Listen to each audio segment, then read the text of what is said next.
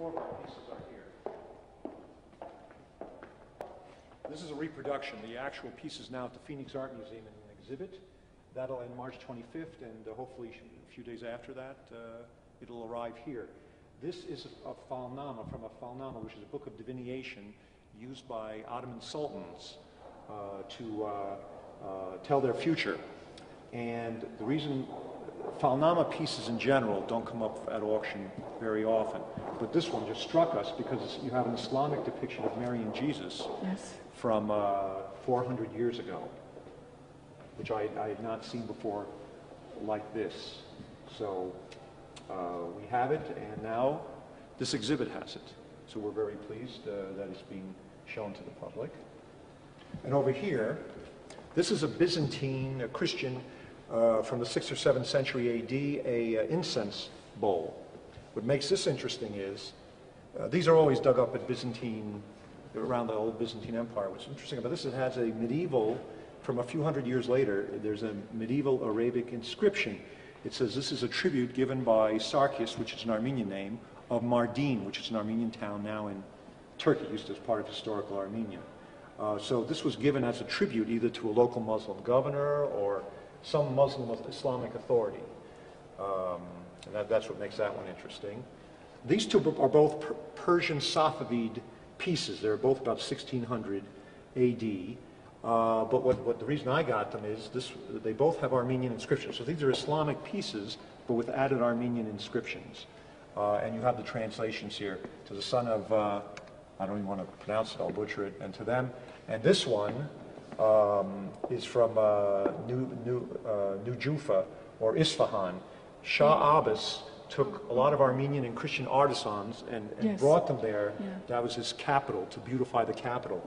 So this is one of the earliest, this is from shortly after he did that, because the date on there's all Islamic, and I'm sure in Farsi or Arabic inscriptions around there, but you have in Armenian the actual date, a date given to the prince, son of so-and-so, 1616 in the Western calendar.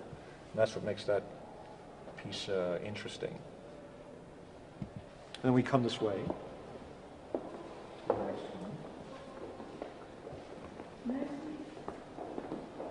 We have 3 pieces here.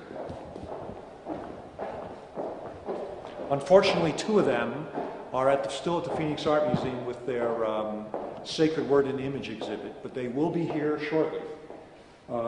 This is a poor facsimile of, these are Chinese Korans. When I say Chinese Korans, they were made for the Turks of Western China. They fairly regularly come up for auction, not as much now, in the Islamic auctions in London, but this one, although the real one again is larger and just stunning to see the actual original. This one, these are both sections, they're one of 30 Jews or sections of Quran.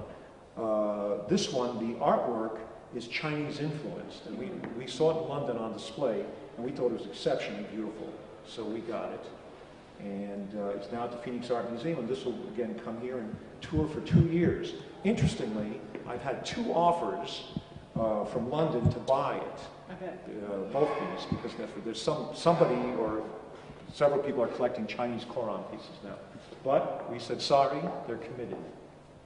So, and this is really you need the biggest imagination. This is a Quran from Harar, Ethiopia. It's about this size here.